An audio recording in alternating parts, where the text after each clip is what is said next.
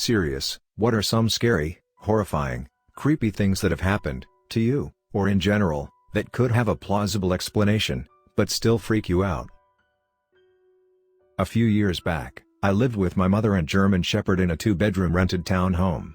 I got home from work one day and went about my daily routine. When it came time to eat dinner, I knocked on my mom's door to come and eat. I smelled cigarette smoke and heard her grunt a response. So I went back down and ate alone. I figured I would just put a plate away for her. Fast forward to about 2 a.m., I am awoken by someone holding my hand and gently shaking it. I immediately shoot straight up and look around. My dog, who is overly protective and sleeps with me every single night, isn't in bed. She isn't even in the room. She most definitely was on my bed when I went to sleep. I sleep with the bedroom door shut and locked. She is scratching at my closed and locked bedroom door from the hallway. Frantic, I bolt for the door. Let her in and she is searching the whole room. I'm now yelling for my mother. No answer.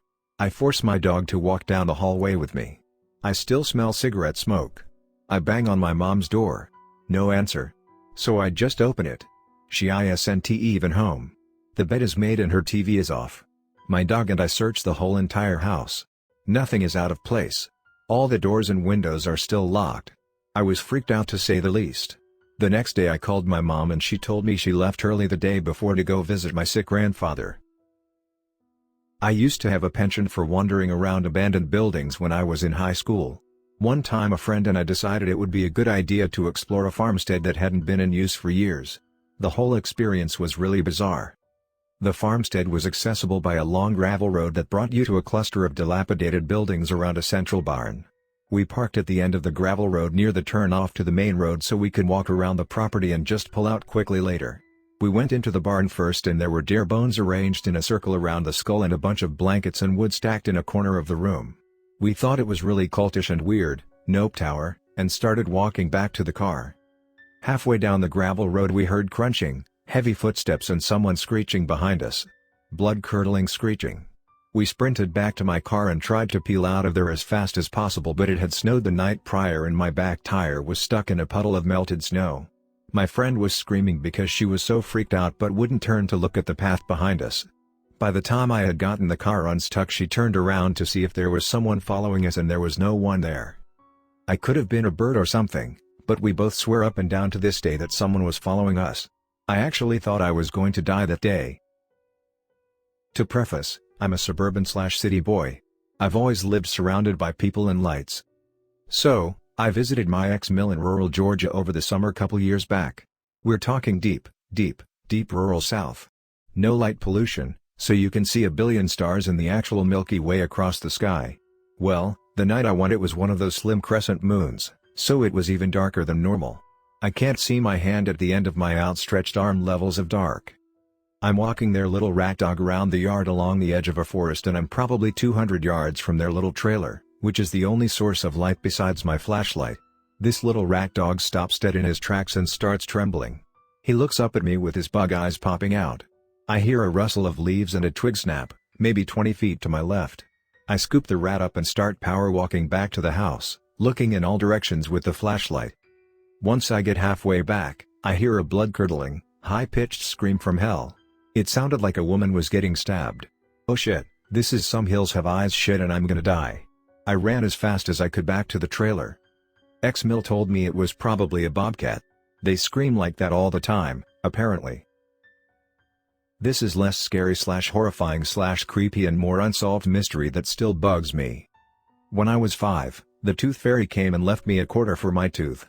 She also left me this beautiful intricately carved wooden pencil box. In the morning, my parents both asked me where I got it. I told them the tooth fairy brought it. Almost 30 years later, my parents still swear up and down it wasn't them. They've confessed tons of other things they did, so I believe them when they say it wasn't them. I would like to know where that thing came from and who put it there. When I was younger, my mom, my grandma and I liked to go to this little frou-frou tea shop that was about 40 miles from our home. It was a cute little place where you could get the classic tea and sandwiches and cute little desserts and all. One time we went, all was normal, but on the way home we received a call that my other grandma had passed away. Very sad, but as she had been battling cancer, not exactly unexpected. The next time we went, a few months later, On the way home we received a call that my uncle had died suddenly of a heart attack. Creepy coincidence for sure, but we still did not think too much of it at the time. We went back a third time a few months after that, and for the third time on the way home, we received the phone call that someone had died. This time it was my grandpa's brother. We never went back to the tea shop again. Now all of these people were elderly and not exactly in the best of health, so them passing away around the same time was not exactly creepy. But the fact that 3 separate times that we went to this place, 3 people died the same day and we received the calls on the way home, makes me think something about that place was cursed. It has since closed, but I'm still nervous to even go to that area to this day. A few years ago I was trying to get hold of my parents for something, can't remember what. Neither of them answered their cell phone, so I called their home phone. The line picked up, and it sounded like someone was talking, but it was very distorted. After about 10 seconds the line disconnected. That was at 9 p.m. My parents called me back around 10:30, they had been out at a movie, which had started at 8:30. They live alone. Bonus, if you've watched the first season of Stranger Things, the sounds Joyce hears on the phone are pretty similar to what I heard. Edit, hears, not heads. I was in a major car accident over a decade ago. My car was hit by another car in such a way where I lost control of the car. The car somehow went on a full circle on the highway. I T-boned a Jersey wall, completely destroying it and cracking the next 2 in line, and I bounced off that onto an off-ramp, with my side of the car facing traffic. I am about to exhale when I hear "Hey kid. When I start counting you have 8 seconds to move your car or you're going to be hit by an 18-wheeler. Do you understand? 8, 7, 6. Voice didn't have to tell me twice. I threw my car into drive and got onto the shoulder. At 1, an 18-wheeler drove by the spot my car was parked on. I should have died, according to the cops surveying the crash site later, but I walked away with a few bruises and I needed a root canal a few days later. I probably imagined the voice, but damn, I'm believing it was something otherworldly. You ever used one of those sleep apps that records noise while you're sleeping? It's supposed to be so you can hear if you're snoring or talking or whatever. I'm having a hard time sleeping right now, so I turned it on. 3 a.m., there's a load of footstep sounds, and sounds like doors and drawers opening and closing. I can hear myself moan close to the phone from time to time, like I'm dreaming, but there's not any noise of rustling bedsheets to explain sleepwalking or anything. I have a large velvety rug in my bedroom, so there shouldn't be footsteps.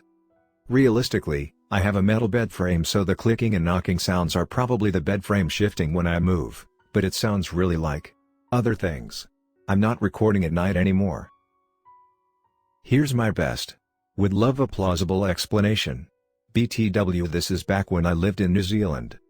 Walking home forest at night with a friend at like 2 a.m, don't even ask, we were about 14. We were having good time, talking etc. when out of nowhere our friend shows up and starts talking to us. Our friend started chatting with us and I felt a really strong sense of euphoria. This friend knew both of our names, and things that he shouldn't have, like exact details of inside my room, and things that happened to me before I moved into the country. Then he was just gone, and we both collapsed, physically exhausted. It was then that we realized that we had never met this friend and we were still 10 kilometers from town and another 2 kilometers from our campsite. We just lay there for so long, recovering. I never actually properly saw my friend, I kind of just knew he was with us, and I can't recall his voice either. All I remember is him asking to take us to his house, just turn left. My real friend luckily had the sense to not let me go. That left turn led to this unfenced lookout with like a 5 meters drop to rocks. Don't even want to think about what would have happened if I had listened. Scary shit. My friend asked me if I would go to her house after work and feed her dog, as she would not be home until 3 a.m. or so. She worked in a bar.